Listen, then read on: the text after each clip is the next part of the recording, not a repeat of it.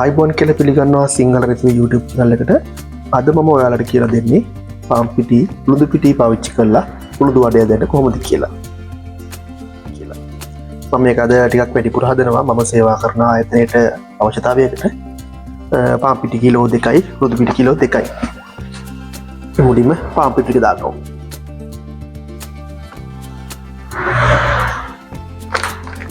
උළුදු පිටි කිලෝ 2ක් දානවා. එකට එක තමයි මේක දාන්න ඕනි. උළුදු පිටි කිලෝ 2යි පාන් පිටි කිලෝ 2යි නිසා මම මේකට දානවා ලුණු ග්‍රෑම් 200ක්. Calories gram 75ක්. කැලරිස් නම් ඔයගොල්ලන්ට ඕන විදිහට දාගන්න පුළුවන් අවශ්‍ය සැර ප්‍රමාණයට. බබාලා එහෙම කනවා නම් සැර අඩුවෙන් දාන්න පුළුවන්. මම මේකට පාවිච්චි කරනවා ඊට්ස් ග්‍රෑම් 50ක්.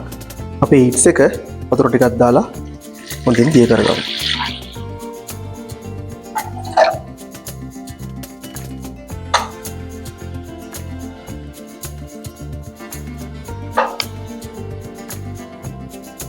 මම මේකට බිලුණු ගෙඩි 6ක විතර ප්‍රමාණයක් කුඩාවට කපලා යොදා ගන්නවා.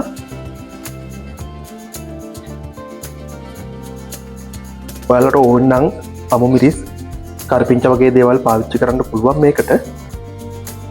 නමුත් මම මේකට පාවිච්චි කරන්නේ නැහැ. මොකද මම ඉන්නේ යුරෝප් රටක නිසා වැඩිපුර මිරිස් කන්න කැමති නැහැ. ඊර කැලි මිරිස් පාවිච්චි කරන්නේ මේකේ පොඩක් පාට එන්න ඕනින්ද. දැන් මේක හොඳින් කවලම් කරගමු.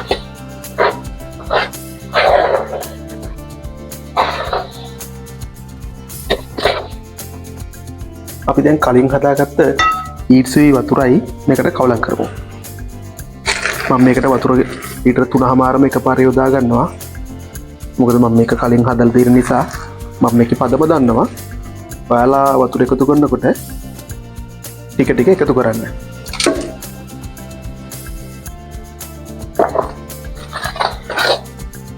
ඔයාලට මේක හදාගන්න පුළුවන් පාන් පිටි නැතුව උළුදු පිටි වලින් විතරක්මත්.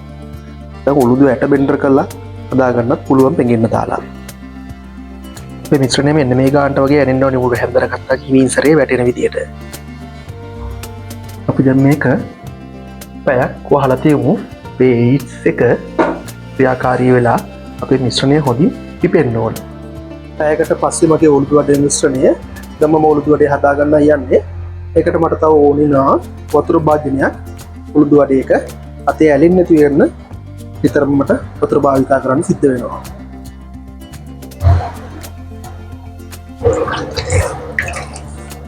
මේ විදිහට අත්තිකේ හොඳට වතුර දාගන්න ඕනි. මේ වගේ පොඩි කොටසක් කරගෙන තවුම් කරලා වතුර භාවිතා කරන්නේ ඒකයි. ඒතකොට මේක අපේ අතේ ඇලෙන්නේ නැහැ. උළුදු වඩේ ප්‍රමාණයට අපි අවශ්‍ය කරන ප්‍රමාණය අරගෙන මේ විදිහට මැදින් සිදුරක් සදා ගන්නවා. අපි වතුර පාවිච්චි කරන්නේ එතකොට අපේ අතේ ඇලෙන්නේ නෑ මේක. අපිට එතකොට පහසුයි මේක.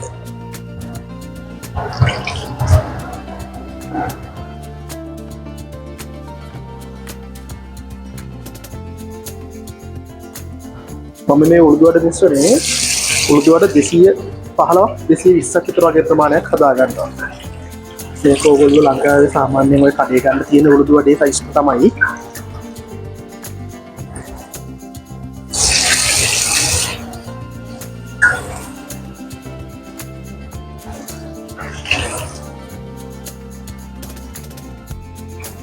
මම මේ ලිප සෙල්සියස් අංශක 140ට වගේ රත් කරලා තියෙන්නේ.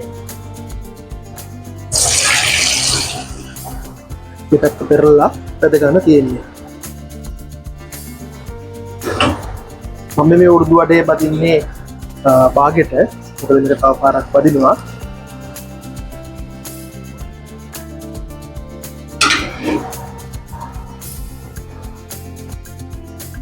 මේ වීඩියෝ එක බලලා ඔයගොල්ලෝ උරුදු වඩේ හදලා බලලා කමෙන්ට් එකක් දාන්න, ලයික් එකක් දාන්න, යාළුවන්ට ෆ්‍රෙන්ඩ් ෂෙයා කරන්න.